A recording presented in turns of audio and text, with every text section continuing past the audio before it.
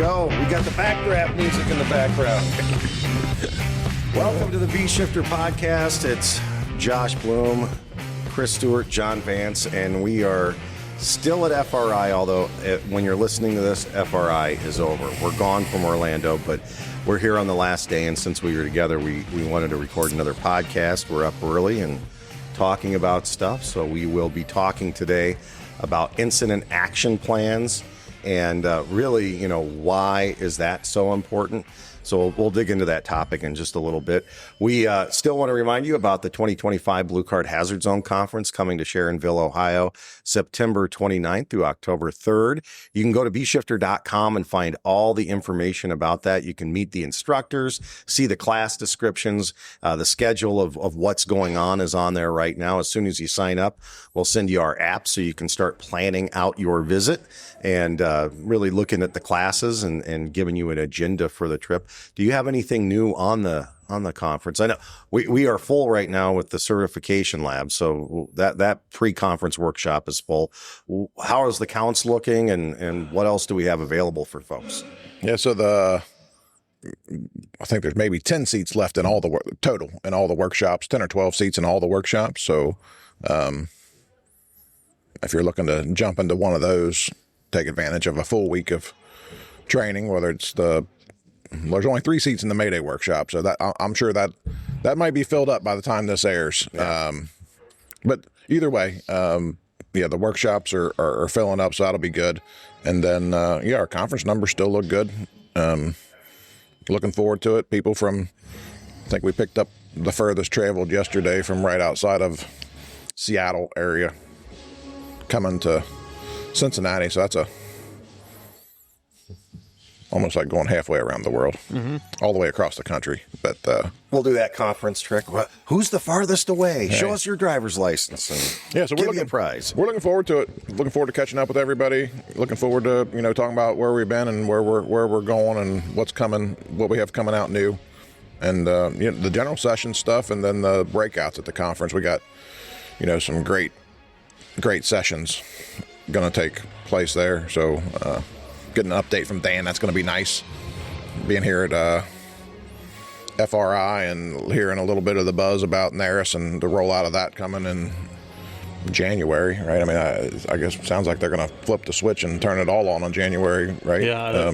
Well, they're going through waves right now of logging people in, and I think they said yesterday there's they're in the triple digits of places that are already reporting into the system. So it's going pretty quick. Yeah, so that's not Dan's, big piece, but he's going to give us a little update on what's going on with that, where it's at, what that rollout looks like. So, a lot of takeaways from the conference. It's not the same old thing like a lot of the places that you go. We try to put out new, what's the latest thing going on, and try to give people tools to take back to their organization. So. And there really isn't another conference for incident commanders and fire service leaders like this one. This is really about the work where the rubber meets the road.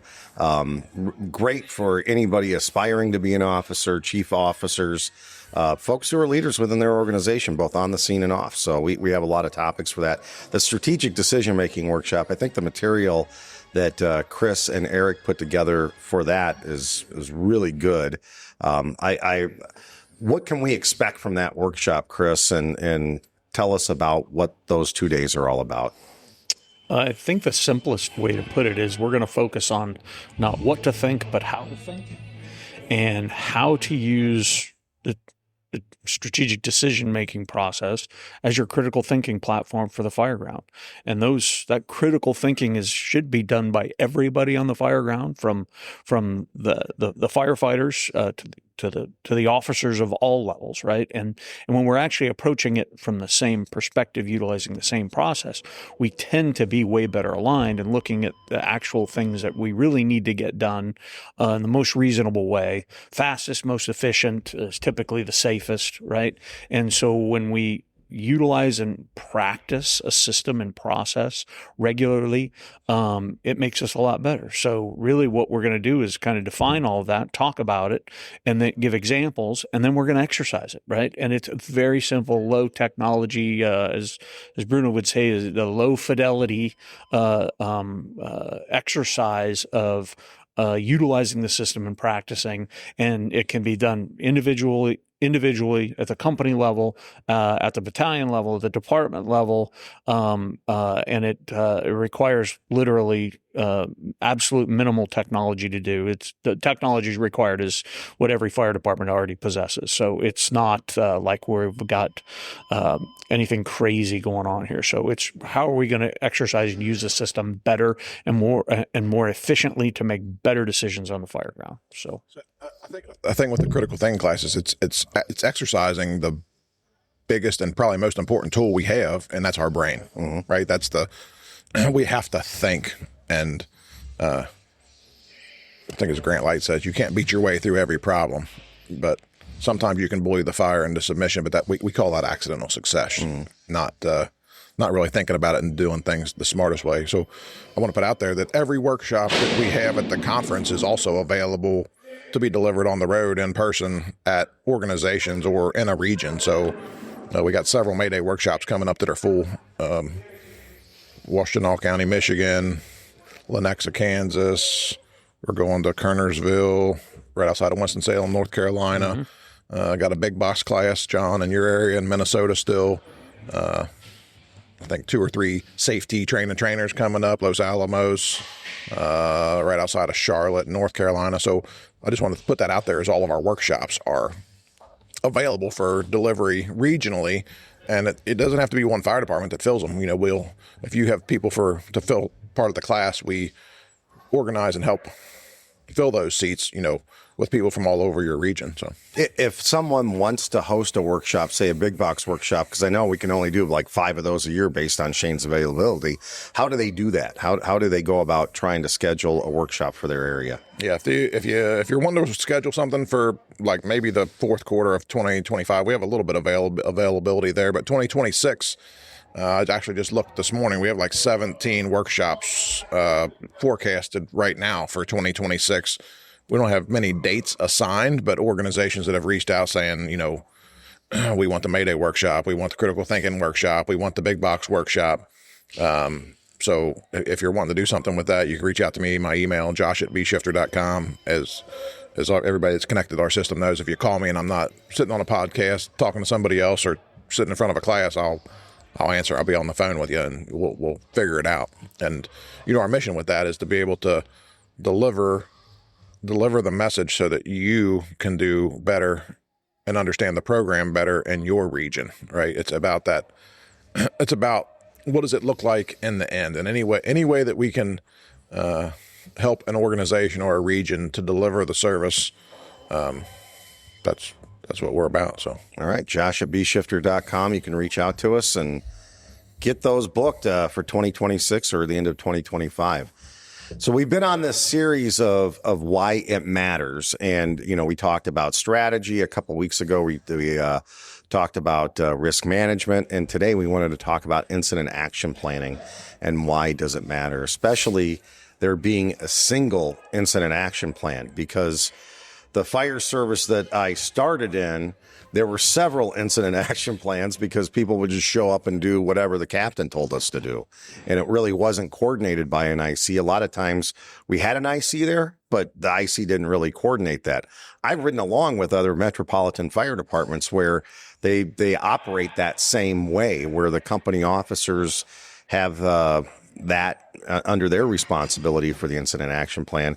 And when I see that happen, I see a duplication of effort a lot of times where 2 or 3 companies are doing the same thing, where then something else isn't getting covered, like either a search or checking for extension or whatever else. So that's just my example of it. But let's talk about the incident action plan and why it matters today. Yeah, so I think to start with the incident action plan, you have to, if you're listening to this, you should go back and listen to the other podcasts that we've done, the last 2 or 3 that came out before this one, to kind of get to this point, though there'll be a lot of takeaways here without it'll just help you connect the dots, I think, if you listen to the other ones. But, the incident action plan, I want to put out there right in the beginning, so many people are like, Blue Card's a communications program. Well, we communicate the incident action plan over the radio, but we can't get to the incident action plan unless we've gone through the process and made decisions on the front end of the incident, which is really the topics that we talked about in the previous 2 podcasts about, size up, evaluation, critical fireground factors, deployment. How many people do I really have to go through and fill out these roles? Like what can I do with what I have? So, and our focus with that always is, fire control and life safety. That we want to fill that out first. And if we can't do that, then we shouldn't be doing any other support work. The primary focus should be, fire control and life safety. So as we think about incident action plan, we want everybody to be on the same page. And I throw this out a lot with the whole, sports thing. If the play is called for, we're going to, on the football field, and we're going to pass, and the wide receiver and the quarterback are not on the same page, we see it several times a year, and it's like, that wasn't an intentional throw. Like, we're not throwing it out of bounds there. We're not throwing it on the field to somewhere where somebody's not. The quarterback thought they were on the same page, and that's where the wide receiver was going, and they're not. So when we talk about that, the fireground's the same thing. Chris and I may think close to the same, but when we pull up and we have 2 different mind frames of what we're going to do, and I have my incident action plan and he has his, and then John, you get there and you're going to be the strategic guy. See, now we have 3 different plans. And, when we have a single objective in mind, really that ties 2 things together of, fire control and life safety, everybody has to be on the same page, and we have to be working towards that same end goal. It can't be the race. Last week when we were in Orlando at the IAPs conference, we talked to several people from several organizations that currently have that SOP driven response. And, they would say, our second engine gets there and pulls a backup line. And he said, the problem is the second engine is always trying to beat the first engine. And then the lines get wrapped up, and then we don't get water on the fire. And we don't have to look very far to find out that when we don't get water on the fire, things are not getting better, and it's going to get worse. And we shouldn't be surprised when it gets worse. So, that's 2 clearly different incident action plans. And then the other part of that is, if it's not communicated and if it's not communicated and documented, I can't verify that it's going to happen. So I've seen this, all across the country, and I talk to people every week about it. Of, the first truck is supposed to get there, and they're supposed to do this, and we found out that that's not what they did. And in several cases, it was like, the first truck's supposed to go in and search the first floor at a 2-story house, when they have some kind of SOP driven, thing. And none of that is communicated. And it's like, well, they never made it to that point because they chose to do something else, or there was something better that they wanted to do, or whatever it is. And when we're looking at solving the problem in the end goal, it's like, well, there's a whole piece missing there. And then people act surprised when they're like, what do you mean we didn't get an all clear of the building? I mean, we've heard a couple of very recent stories about well, we thought we had an all clear of that. We thought that was searched, but nobody assigned it. Nobody verified it. And then it comes back, oh, there, they found somebody in there, 3 days later. And it's like, what? Like, well, how did that happen? Were they like totally buried under something? Were they digging it out, or like what? It's like, oh no, I guess nobody ever made it into the area or whatever. And it's like, no, that's why we have a system, and that's why it's so important with the incident action plan. And I hit, several pieces of that, but we'll break it. We'll break kind of all of that down further now, I think. Yeah. So what work, especially any work in public safety or in dangerous environments or high risk or has consequences, does anyone approach the work without a plan? Right? It'd be insane not to. Or you would just learn to deal with repeated failure, right? So plan is in the word, incident action plan. And so we have to know and understand, how do we develop that? And then what is the importance and the value of actually having one plan that is managed by whoever the incident commander is, whether it's a fast attacking mobile IC or it's a stationary IC number 2 strategic level incident commander. There has to be a plan.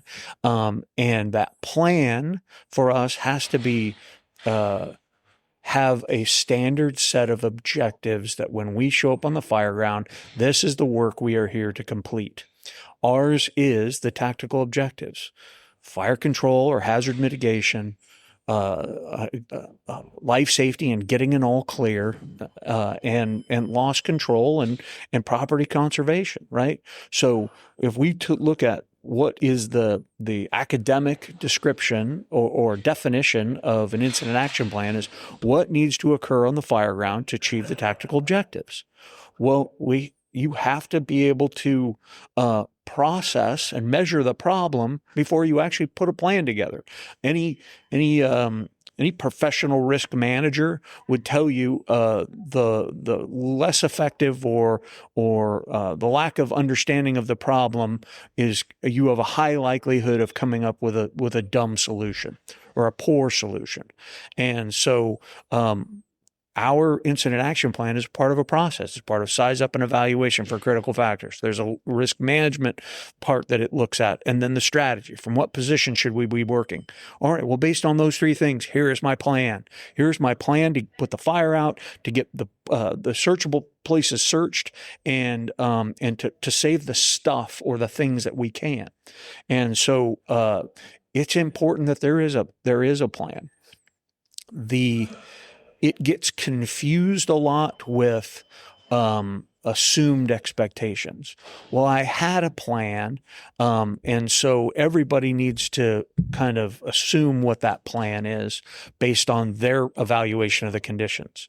Well, that doesn't work. That's SOP-driven stuff. When an incident commander gets there and shows up, develops their plan, and says, okay, based on this plan, I'm on engine 1, I'm going to do this. Engine 2, I need you to do this. Ladder 1, I need you to do this. Engine 3, I need you to do this. And then we're putting into place people in positions doing the functions that need to happen on the fireground that now provides some accountability for the work. And I don't mean the accountability in the position and function meaning of that. I mean, now I know where a search is getting done. I know where fire control is getting done. I know where it's not. I know where I need to send other companies. And I'm now ready to receive some feedback about, are they able to do the job or can't they, right? We're going to do that in a standard communication process. So it is part of a bigger system to know and understand. It actually is very simple once you start learning and understanding it. And the confusion becomes we start to use assumed expectations or that or multiple perspectives simultaneously. And since human beings are involved, they will never ever come out perfectly aligned. So it's important to have it as part of your process and know and understand what it is, and that the IC at any given point of the incident should be able to communicate very simply to anybody. Well, here was our plan from the beginning. Here's what we've accomplished. Here's what we need to accomplish. So IC number 1 gets there. They look at the critical fireground factors. They're going to size up the building. They're going to describe the problem, and then they transmit an incident action plan. And when we talk about thinking company officers, they're going to key the mic and verbalize what needs to get done on the scene from their perspective. How often should that be revised then during the course of the time that they have command before command is transferred? Yeah, so anytime that there's a change in the problem, a perfect example is the company officer gets there, does the, size up +3, goes down what strategy they're going to be in, starts down the path of we're stretching a line to the front door, primary search, fire control. They're doing a 360. They get there and they're like, we got a victim hanging out the window on the second floor. Well, they're maybe still going to do the same thing they were doing, but that's going to change the assignment. But if they get to the Charlie side and we got a basement fire, well, that's going to change the action, right? So they're going to communicate that. So, during the 360s complete, we got a working fire and a, walkout basement. We're redeploying to the Charlie side. Well, what that does is sends everybody the message that what I said originally was accurate, but now I have more information and we actually have something different. And because we go on 90% of what we go on, or 80% or so, whatever the number is at your organization is medical calls.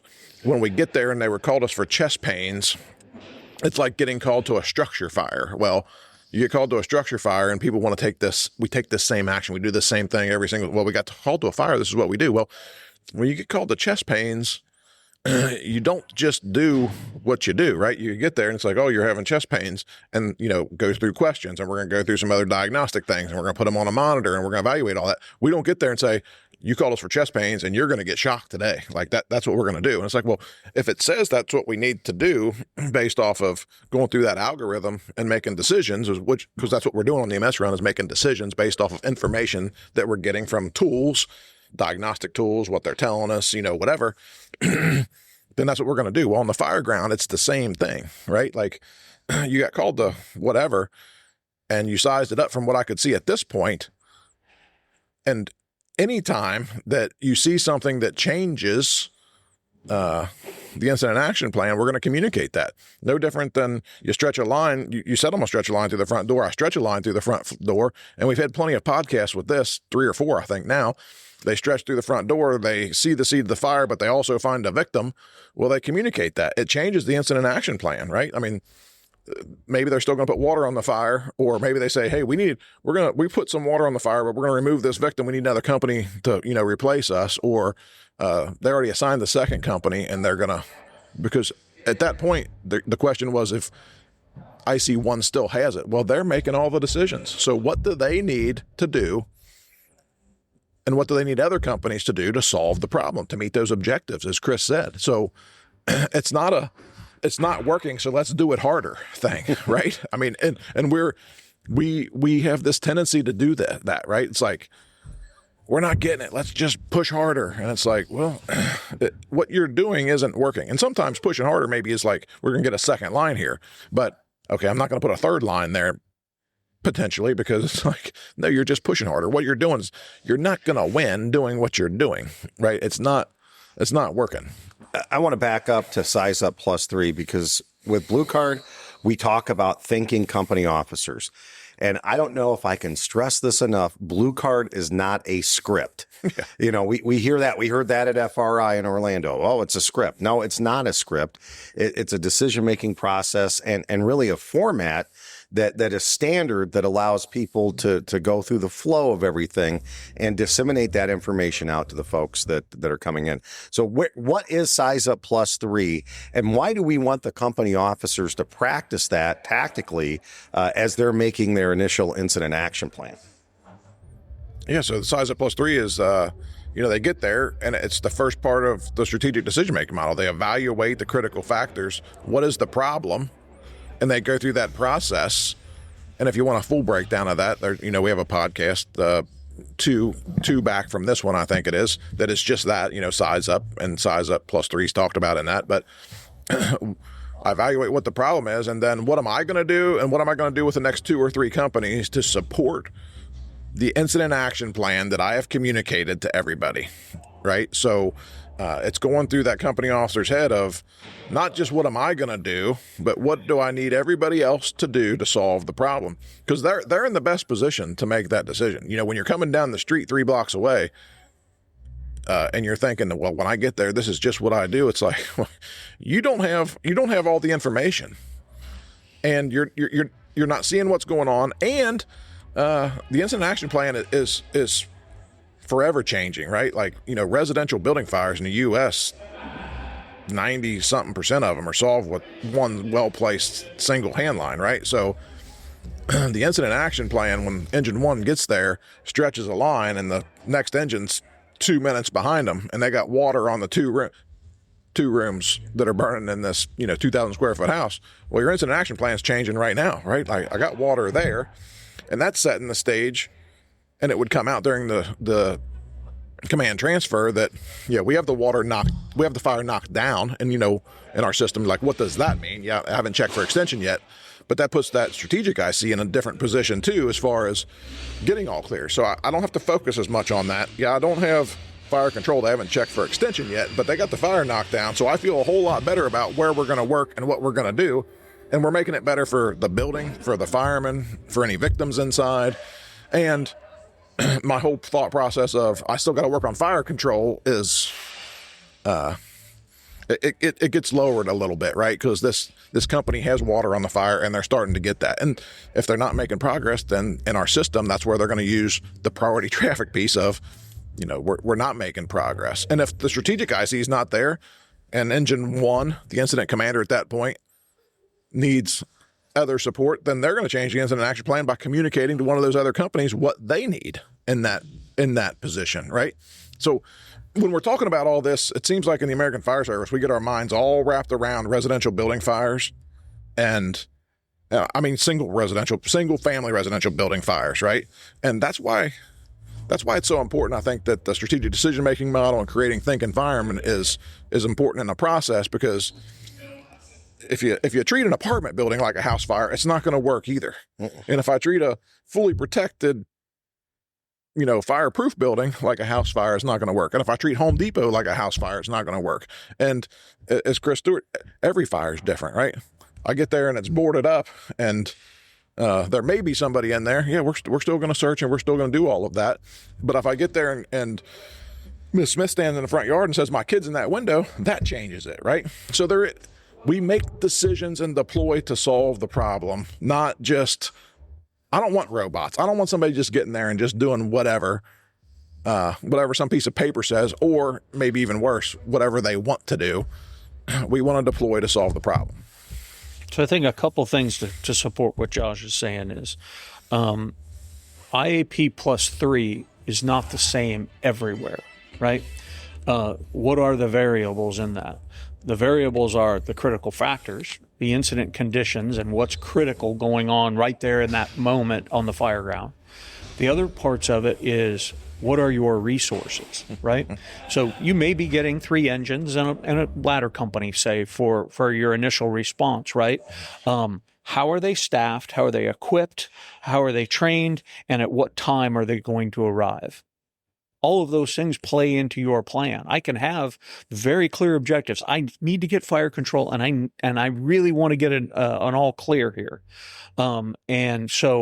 But I have to build my plan around the resources that I have coming and their abilities and capacities to actually do that work.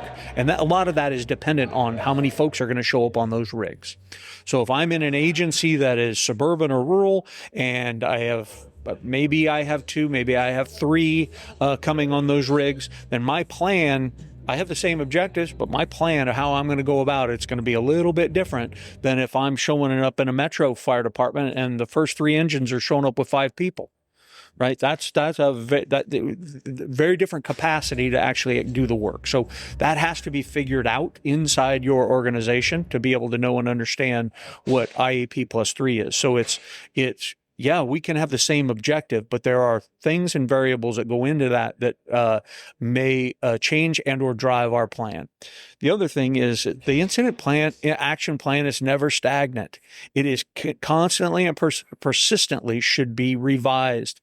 At the very least, it's evaluated. And that is through size up. That's through reevaluation of action. That's through meeting objectives on the fire ground. Those things cause the fire ground to evolve. Very few fire grounds stay the same. They're either getting better or they're getting worse, right? And so that reevaluation process helps me decide, does the plan need to change based on those conditions or based on some other variable, or does the plan stay the same? No, we're in the right place. We're doing the right things. Things are getting better. We are going to continue to push on with this plan. And so it is the idea to say that we show up and this is the plan in the beginning and this is what we're going to do no matter what. That is not, that's not, you have you build an increased potential for failure if that's the way we do it. So the system then allows for that a reevaluation part of it in adjusting and changing the plan based on the conditions, risk management, and strategy choices. Chris, as you described, and we talk about this all over the place, with that, what's your real resource capability? What's on the apparatus? What is the apparatus capability? Is it a tower, a ladder, an engine? And what's its water capacity, foam? Any and all of that. But even in a single organization, that looks different. Mm-hmm. I mean, John at Clay, right? I mean, there was areas where probably 4 or 5 companies in 5 minutes. And there's areas where it's like, no, engine 23 or whatever that is, that outlying area, they're going to be by themselves for a minute, right? We just got some audio from a very large county fire department right here in Florida that I think they cover 600 square miles. And, the first engine gets there and they did a nice job, pulled off a rescue, put the fire out. First company officer was tasked, but had a system and was trained on the system. And that deployment model looked quite different than if they were in, more of their metro area, right? That this fire happened in, maybe a little bit more of a, I don't want to say rural, but an area where it's being developed, right? And the staffing was just different. And I'll take that a step further.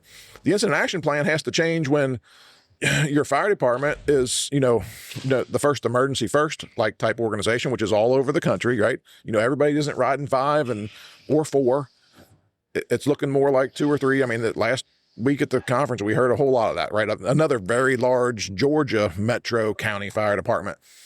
It blew me away when the guy told me, yeah, we ride 3.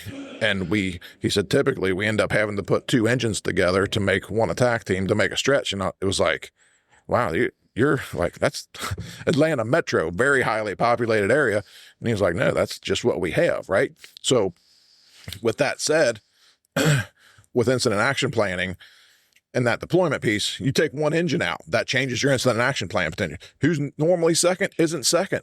They're 2 minutes. The next engine now is 2 minutes delayed. So what does that look like? And then everywhere that is doing that first emergency first, or I got 5 people in the station, but 2 of them are on the medic unit, or I have 4 people on the station, 2 of them are in the medic unit. And if all 4 of them are there, they all get on the fire truck.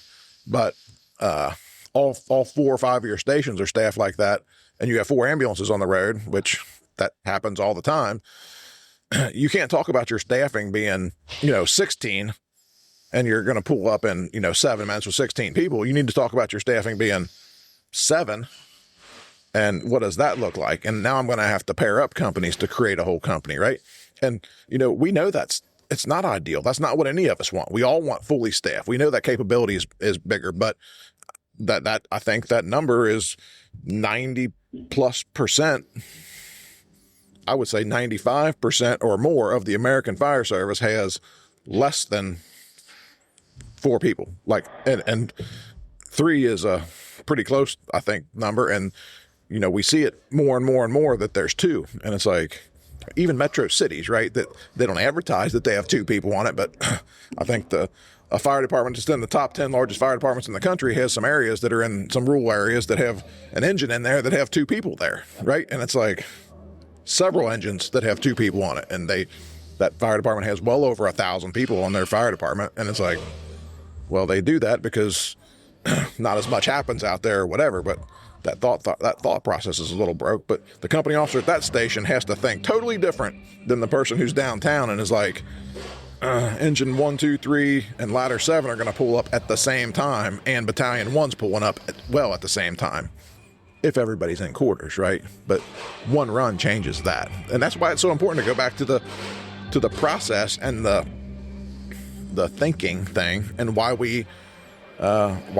size up the factors and then base our deployment based off of what resources do we really have to solve the problem. There's very seldom does it look exactly the same. I mean, seems like our service is getting busier and busier with incidents because we keep on taking on more. So the availability of apparatus is, less and less. So one thing that I think is important for ICs at whatever level is to recognize that having and knowing and understanding your incident action plan is one thing. Deploying companies is a totally separate thing. That's a deployment plan. That's taking the plan, and you have to have a plan in order to effectively deploy your companies. If you don't have a decent plan of how you're going to achieve all clear fire control and loss stopped, then you have a high likelihood of your deployment not being effective. So although, we don't pause and narrate our incident action plan on the radio, right? That incident commander needs to have a very clear picture of what that is. And as they start to assign companies through task, location, and objective, they're now communicating those pieces of, hey, here's where I want you to go. Here's what I want you to do. And these are the objectives I'm looking for you from that assignment. And that's the cue of, that's the information you're going to have to feed back to me when you finish it, or you can't finish it, or you need help, right? And so the plan is integral to that. So many places just assume, well, our incident action plan is our deployment. And that's ineffective. But they believe that that's okay because of accidental success. Well, we've done it before and it didn't prove to be a problem. So I want to make sure that we clearly delineate that fact. That was actually a big deal that I learned, growing up in the system with Bruno and the shift commanders that we had, is no, you need to know and understand the differentiation of those two. And then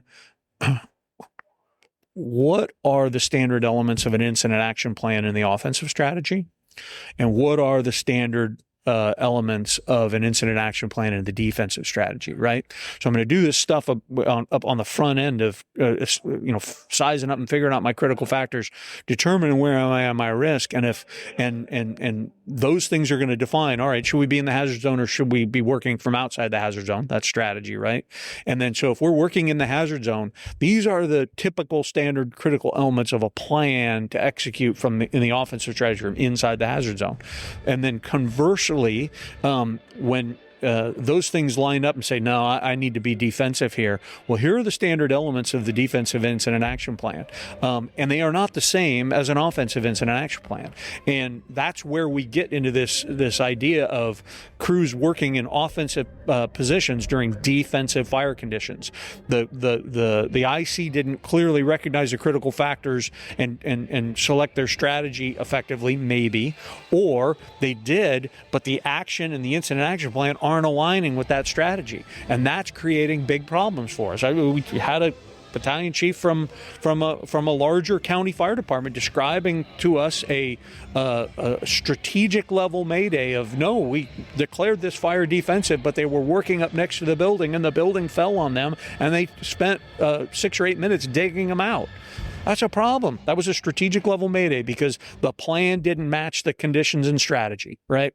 So, again, this is all system and process, and incident action plan by itself is not nearly as effective unless you describe how you come up with that plan and then how you reevaluate and either change or support that plan moving forward. So it's a critical element that we can't dilute. We need to know and understand what it is and then how we actually use it. When it comes to that task, location, and objective, one of the things people just miss a lot is the objective. Why is it so important for us to verbalize and put it out there what the objective of that task and the location is as we're assigning it or just stating it on an initial radio report that that's what we're going to do?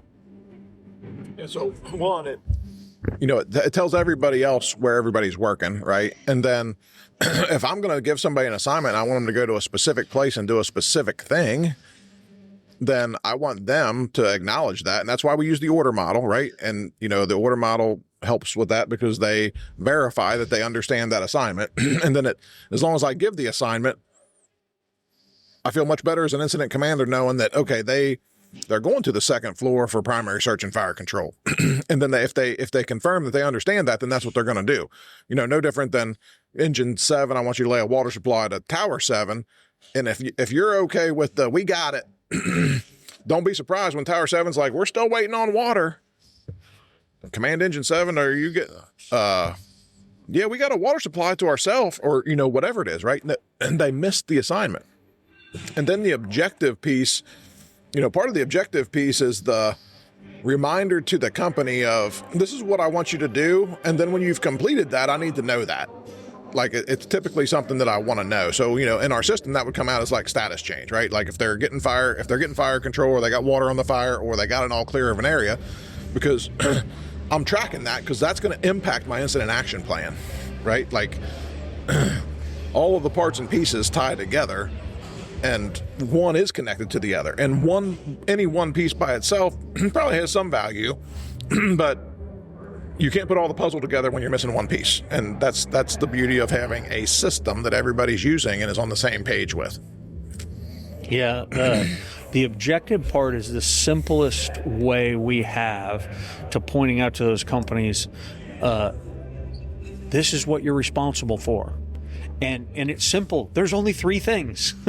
All clear, under control, lost, stopped. Sometimes under control and lost, stop, under control and all clear are coupled together. Hey, go to this place, get me an all clear, check for extension. All right, well, the officer needs to then figure out, okay, what's the most effective way to actually do that? And what tools do I need to actually accomplish that? So it's giving them that last piece of, hey, this is what you're responsible for, simplifying it, and then I want that back. And it's going to come back as a status change if they've completed it, or they priority traffic, right? Yeah, exactly. and if they can't, or they find something they didn't expect, or something that could drive a change, or they need assistance, then priority traffic, absolutely. So it's that objective becomes a critical piece of information for them. The other thing is, once I give them that task location objective, me as an IC, I've got to be disciplined enough to shut up unless I really have some legitimate, serious concern about what they're doing. And I don't want to hear from them until they've completed it or they can't complete it. And I am not going to bug them and badger them and have them narrate to me what they're actually doing, because you can micromanage that at very small fires and be successful and feel like you're a really good incident commander doing that. But once you get half a dozen or 8 or 10 companies doing the same thing, right? You can't micromanage all those. But you'll try, and you're horribly ineffective at it. So you don't do it to begin with. Give them that clear objective. Let them do the work. Let them come back to you, and that's when it calms the radio traffic down. So a clear plan and a well-communicated plan actually has a direct connection to improving, decreasing, and maximizing communication on the fireground. And the question earlier is, why do we use radio communication to do all this? Is because we haven't mastered mind control yet, and we can't telepathically let the IC know. So it has to be done over the radio, but it's got to be way more disciplined. So we do a command transfer. We've covered IC1, size up +3. We could talk about that all day. But before we wrap up, we need to talk about the command transfer and then how that incident commander, and you explained this with a group recently, and I heard you say it, so hopefully you could say it the way you said it, because it just made so much sense to me. But you're either going to take the incident action plan that IC1 set up and say, yep, that's what we're going to continue, or IC2 changes course. So they have to be a part of that, because now they're coordinating what they see from the exterior with the CAN report from the inside. So that let's address the transfer of command and the acceptance or change of that incident action plan. Yeah. So to review, our standard process of the transfer of command is command communicating to IC1, making sure they're ready for the command transfer. The first thing I will go through is a unit rundown. I want to verify that I have the position of function of everybody on the fireground quickly, very briefly, very, very efficiently. Once IC1 validates it or changes it or corrects me, then I'm going to say, okay, give me a CAN report. And then that's the opportunity. I have position and function down, accountability done. Now it's the opportunity for IC1 to give me an update on the conditions. And I guess the most important thing I want out of that is the needs part of it. I want the conditions and actions clearly, but then I need needs. All right. That's the forward looking part, is what are we going to do? And then then IC number 2 takes command, and they finish that off by verifying strategy and resource determination. So at that moment, the IC has a choice. There are really only two selections here, is based on the conditions, the information, the accountability or lack of, am I going to continue with this incident action plan that IC number 1 set up, or through my evaluation, have the critical factors changed and or gotten worse, where we have to make a change in the incident action plan? That change can be very subtle. It can be, oh, okay, I need to reinforce some positions, or I need to assign a couple more companies to key tactical positions, or it can be, oh, no, if this thing's gotten way worse, we're making a wholesale change and doing a 180, and we're going to go from the offensive to the defensive strategy, right? Those are kind of the two ends of the spectrum in the changes. But if things are going along smoothly, we're headed in the right direction, companies are where they need to be, we're seeing progress, we're getting good reports, I'm going to support that plan, that initial plan. I'm going to build on top of it, and then to a successful completion of the tactical objectives. And if not, then I'm going to make some adjustment, and I have a bunch of leeway here in what I can do in these adjustments. And so that is utilizing the system, clearly understanding maybe the initial plan and what the plan should be now, because it's changed from whenever the initial plan, the conditions have changed from whenever the initial plan was implemented. So I need to adjust it. I'm going to be fluid, and I'm going to measure these variables and figure out, is it right or is it isn't? And if it isn't, I'm going to fix it. Yeah, so the very first thing, I guess, when that strategic IC is pulling up is, and it's an obvious thing in our system, but I just want to mention it, is if they're in the wrong strategy when you're pulling up, then you need to change that like right now. Number one job. So that's strategy has, the biggest impact. So, and it's possible, you're pulling up 7 minutes later, what it looks like now, what they described when they pulled up and they are in there working for 7 minutes and it don't look like they've made progress, we're going to change, we would change, right? And then that's not very often at all, but we would do that, right? We wouldn't even go through any other process. Probably it would just be, this is not looking good. We're going to change strategies. And then the beauty of the system, and we have tons of examples of this during the command transfer, where that IC1 is giving IC2 the CAN report, the needs part, very specific on, my next assignment is I was going to have truck 7, who may be on deck already or level 1. They were going to do this. And it's like, oh, that's like the hug and the kiss of the system right there, right? It's just like, okay, it's dialed in, like everybody's on the same page. The incident commander's like, oh, wow, like it. Yeah, we're going. That's when you're going down that same path, right? IC1 had this. They know what needed to be done. They know who's there. What's the next assignment? What needs to happen? We kind of had that in a way with a recent audio thing from Cobb County where, what was Truck 17's assignment? I was going to have them do search, or I haven't assigned them, but I was going to have them do search. And the next assignment is, Truck 17, I want you to make sure you're getting all clear of that first, whatever. So that's everybody being on the same page, right? And then you're verifying position and function and all of that. And to circle back to, if you want to hear what some of this sounds like, listen to all of these live audio things that we put out from these working incidents. You want to know why we give, why we put an incident action plan out and why we communicate the way we do? Well, the Cobb County audio from, late July, early August, a company keys up, we can get an all clear of this area. And another company's like, Engine 17, we already got an all clear of that. It's all clear. Or Truck 17 or whoever it was. It don't matter who the company was, right? It's like, no, everybody's on the same page. And that's what kind of goes back to that duplication of effort thing, right? Well, I want to go do this because that's what I do. Well, it's already been done. So why do you really want to do that anyway? But they probably didn't know that it had been done. But in the system that company had, it was important that they say that, because it's like, why are we going to put them in there? because everybody on that incident knew they were going down the path of we're changing strategies here. We already got significant fire and we got a collapse. We're just waiting to get an all clear of these other spaces, and we're going, this thing's transitioning to defensive. And again, going back to it, that's the beauty of the system and everybody being on the same page, and why we communicate the incident action plan so that everybody on the fireground is on the same page. There's no secrets. Well, before we wrap up this part of the conversation and get to the timeless tactical truths, if you're watching this on video, you know that the buzz is pretty exciting here. Is that at what I FRI. just felt? Yeah, that was the buzz. Okay. They're getting ready to open the doors here pretty soon, so we're going to get to a timeless tactical truth. But do you have any last thoughts on incident action plan? I know this is just a surface view, but we wanted to talk about why it is so important. As your plan goes, so goes your safety and effectiveness on the fireground. If you suck at coming up with plans because you don't take the time to actually size up, and you have no ability to measure risk, and you have no ability to define strategy, you have a chance that your plan will suck. And if that plan sucks bad enough, you will end up with bad things happening to your community or your firefighters on the fireground, and we'll chalk that up to a predictable surprise. Right?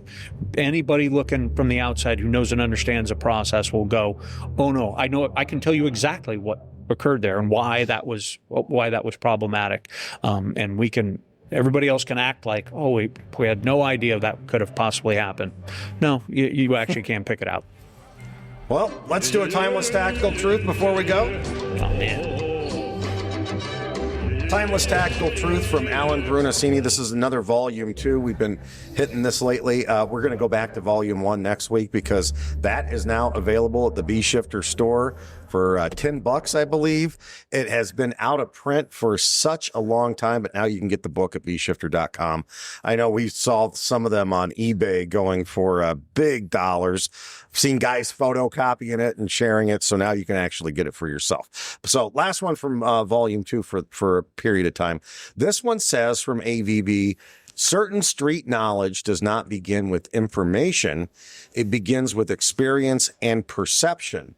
But there is a dark and twisty road from experience and perception to correct action. And when we talk about the company officer, the chief, coming in and developing this IAP, blue card training is one of the very important elements of that, but there's some other important elements in being a good officer.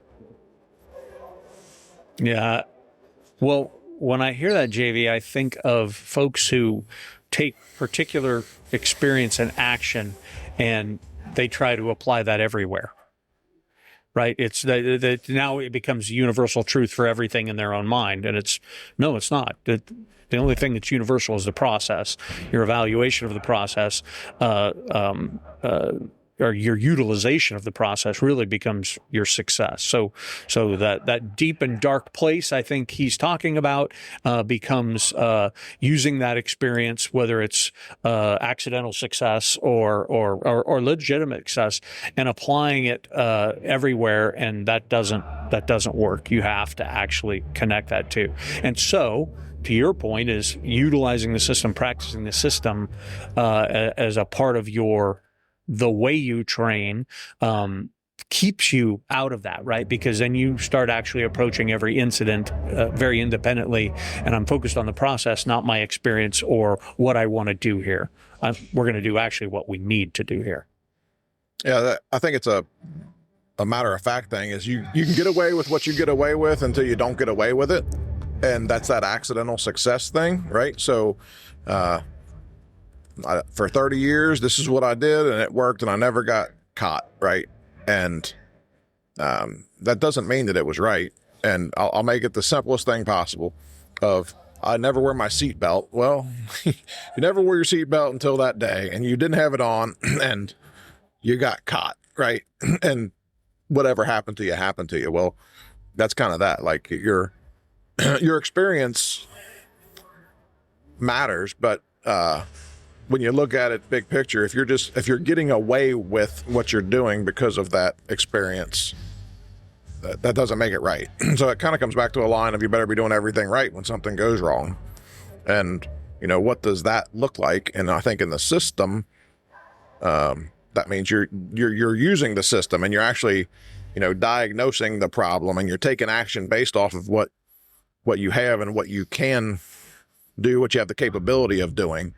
And we hear it all the time. When you're a fireman, we were just talking about this recently, and I think Nick and Terry and Pat were just talking about it as well. When you're a fireman, you have a totally different perspective than when I'm a lieutenant. And when I'm a lieutenant, I have a different perspective than the captain, and the captain, then the battalion chief, and the operations chief, and the fire chief, right? So I have the opportunity, and I'm thankful for it, to talk to so many people all across the country on a very regular basis that are making transitions to our system or trying to figure our system out, or, we're not doing that system because we don't like it, but I do want to talk to you about it because what does it do? And, oftentimes they were in a battalion chief's role and they're like, yeah, we're not doing that. And I got like 5 cases in the last year where people were promoted from battalion chief to operations chief, and they're like, yeah, how fast can we start this? Because I had no idea that the companies outside of my battalion were doing what they were doing or not doing what they were doing, right? And it kind of comes back to that experience thing. Their street credibility, that person's street credibility when they were a fireman, company officer, battalion, in a battalion or in a area, they saw that. They maybe didn't see what was going on everywhere else. And then they get to this other position and they're looking at it from 30,000 feet and they're like, I own all of this and I'm responsible for it, and we're going to do something different because we are all over the place. And I mean, a very good friend of mine at a large metro city, made that transition 4 or 5 years ago and was totally against it. SOP driven his entire career, worked in the same district, didn't have, exposure to everybody. He knew everybody, whatever, but didn't have, becomes the ops chief. And it was like, no, how have we gotten away with what we've gotten away with? So, well, and I think firefighters have this perception of chiefs and maybe even their company officers that, well, why do we have to do it this way? And because when you're 25 and you're 2 years into the job, your perception and your experience level, even though you might be a very smart person, is way different, as well as your responsibility level. When you're the company officer, now you're responsible for the company. When you become a battalion chief, now you're responsible for everybody inside the hazard zone. When you're the ops chief, you're responsible for everybody on the fire department. So that's how those decisions are made. And, you don't get it until you get it. I mean, once you land in that seat, then your eyes open up and you realize, like, well, now it's different. And that's when we see people make that change. Yeah. Well, Josh Blum, Chris Stewart, thanks so much for hanging out. We've had a great week. Again, this is a week removed from Fire Rescue International in Orlando, but that's where we're recording this right now. I want to ask you to do me a favor. If you haven't done so already, please like and subscribe our podcast. If you subscribe, you get it in your inbox every week, and you don't miss one of them. So we want you to be able to continue to support the V-Shifter podcast that way. Until next week, thanks so much for listening. Thanks, guys. We'll talk to you later. Thanks, John. See ya.